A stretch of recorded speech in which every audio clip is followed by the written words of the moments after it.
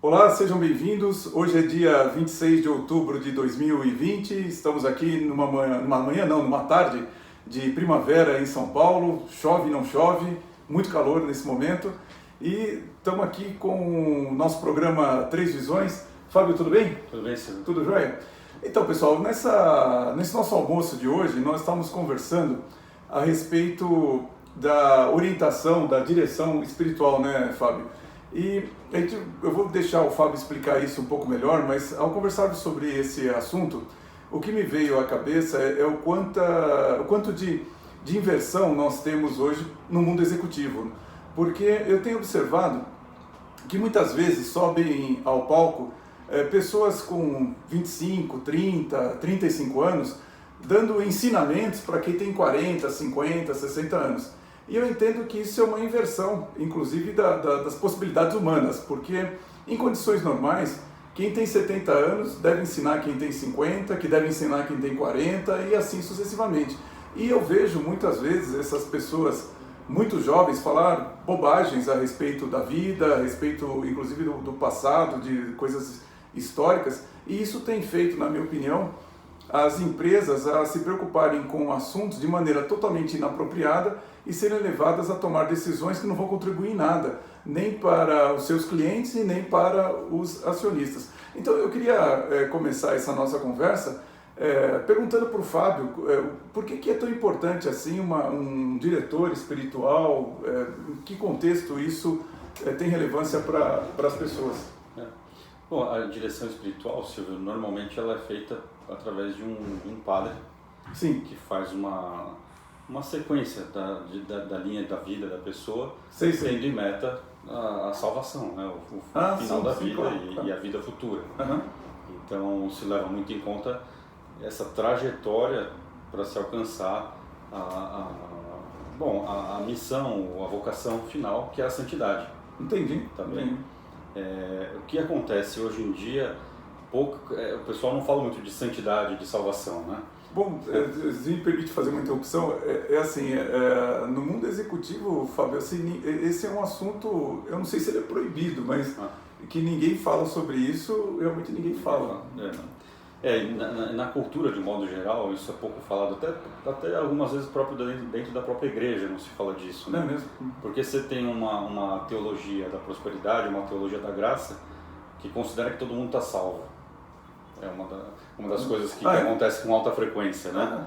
Tanto que o pessoal não fala muito de Deus da misericórdia, mas esquece do Deus justo, né? Sim. Você fala muito da misericórdia de Deus, que é plena, que é infinita, sim. Mas também tem a justiça de Deus, né? Entendi. E aí se procura menos ainda o sacramento da confissão, por exemplo, da penitência. Sim. Bom, se fala menos do pecado, se fala menos dessa parte dos equívocos, né? De errar o alvo, né? Sim.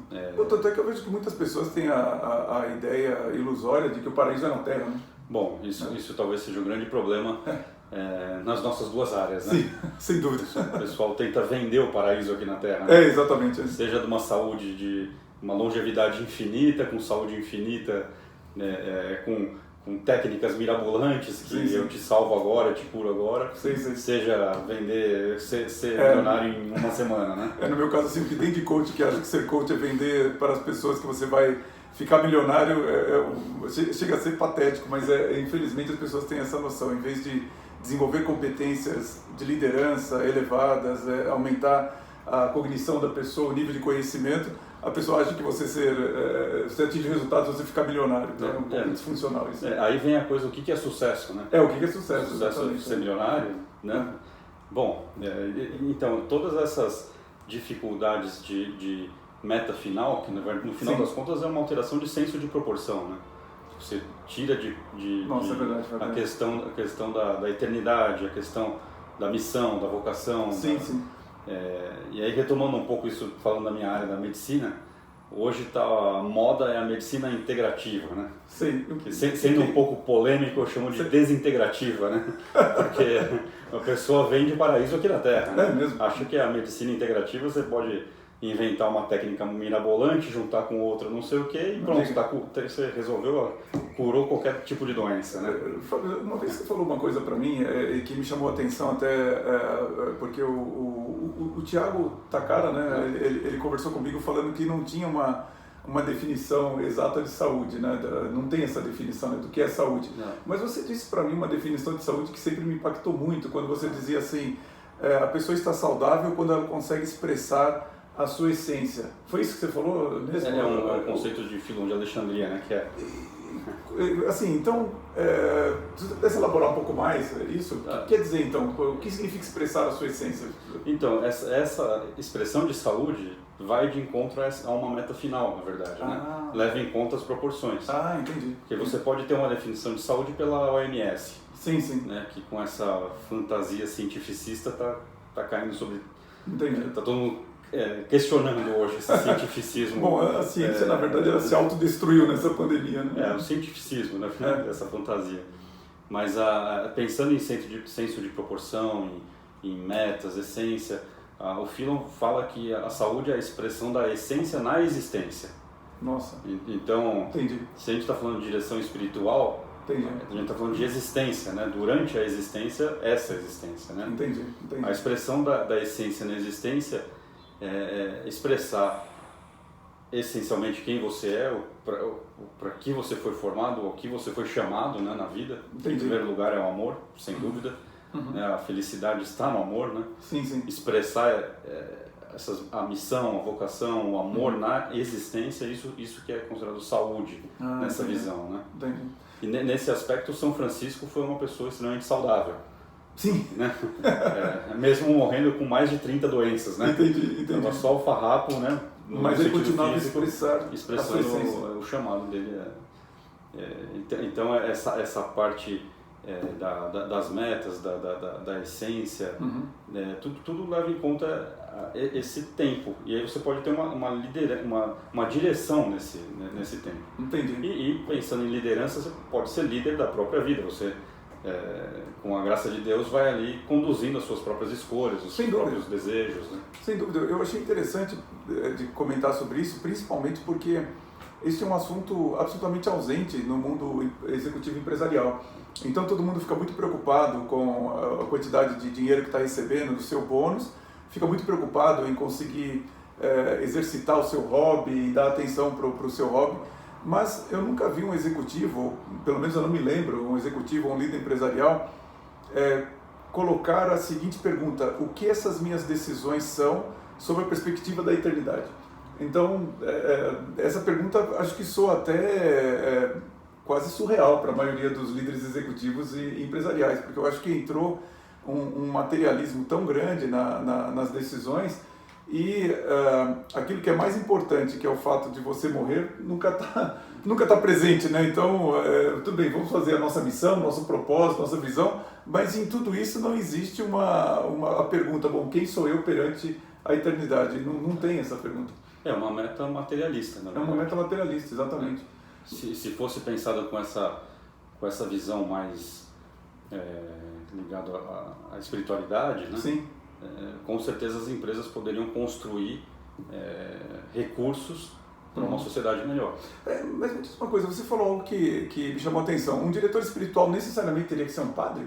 Não necessariamente. Não necessariamente? Teria que ser um padre, mas é mais fácil ser. É mais fácil ser um padre. Eu estou dizendo isso pelo seguinte, eu vejo que claro, as pessoas que têm recursos, né, o executivo principalmente, o empresário, ele contrata lá o psicólogo, o médico, o coach, o terapeuta, o massagista, né, e tudo mais, mas acho que poucas pessoas imaginam em ter um diretor espiritual, e que eu vejo que, principalmente quando eu faço trabalhos de coaching, e você falou perfeito, quer dizer, a gente faz uma divisão da liderança como sendo, o primeiro nível de liderança não é você liderar uma empresa, outras pessoas, mas o primeiro nível é você liderar a sua própria vida. E eu vejo muito mais problemas nesse nível de liderança do que na liderança executiva e empresarial, porque nesse nível aqui as pessoas estão assim com todos os recursos materiais, mas eles não têm realmente a elevação espiritual necessária para tomar a decisão e assumir as suas responsabilidades perante a família, perante o país, perante a comunidade. E isso realmente é uma decisão da própria pessoa, do próprio indivíduo, e falta essa dimensão espiritual, que acho que é a esfera maior, né? Esse que é o ponto. Então as outras esferas são menores, elas estão cuidadas, mas como a esfera maior não está cuidada, nenhuma das outras faz muito sentido no final.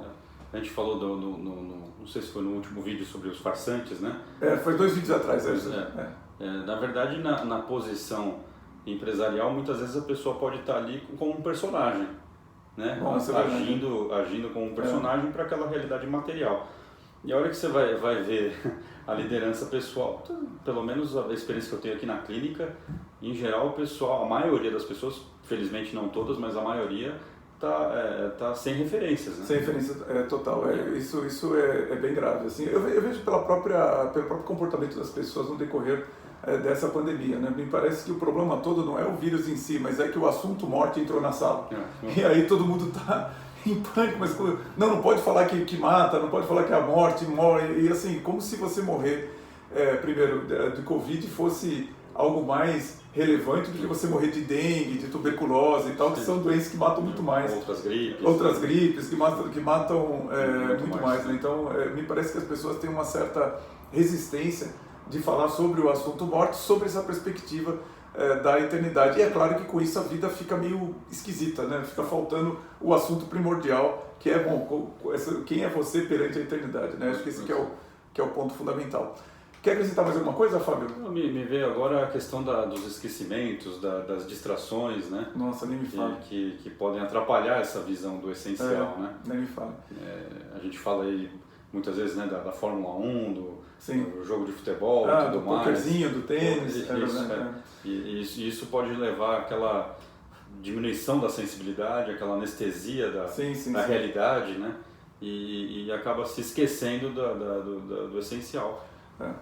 E só para reforçar isso que o Fábio está falando, e eu me coloco nessa categoria também, porque durante muitos anos eu dava um tempo excessivo para a Fórmula 1, que era o que eu acompanhava muito na época do Ayrton Senna. Eu ia nas corridas, foram 10 anos assim, maravilhosos, diga de passagem, porque realmente eu curti muito de ver aquilo. Mas hoje eu olho em perspectiva, eu falo assim, puxa, mas eu perdi um tempo importantíssimo da minha vida cuidando do tênis, da Fórmula 1, do poker, do kart, e deveria ter perdido mais tempo realmente com isso que estou fazendo agora, que é exatamente procurar aumentar a minha inteligência, né? E estudar mais e olhar as minhas decisões e a minha vida sob a perspectiva da eternidade, que, diga-se de passagem, não é nada fácil. Então, eu lembrei de uma outra coisa também, que eu estava falando do assunto da santidade, né? Sim. E da salvação. Sim. Às vezes, com essa ideia da teologia da graça, da misericórdia, se esquece da justiça, se fala só da salvação, mas você tem a questão da perfeição, né?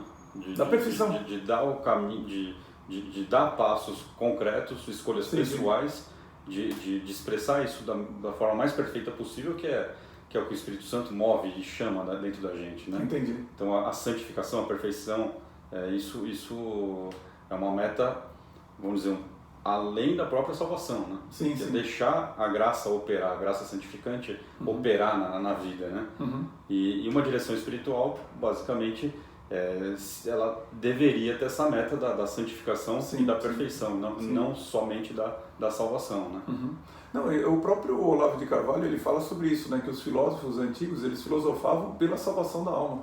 Então assim, uma perspectiva que hoje fica totalmente ausente nas nossas conversas e que eu acho que precisa ser trazido, porque muitos dos problemas que eu vejo, principalmente os líderes executivos empresariais enfrentarem, nunca vão ser solucionados por nenhum médico, nenhum terapeuta, nenhum coach. Você precisa realmente de uma direção espiritual.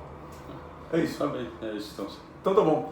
Pessoal, muito obrigado. Se você viu algo de interessante aqui nesse nosso vídeo, por favor, dê um like, faça um comentário e compartilhe. Um grande abraço e até semana que vem.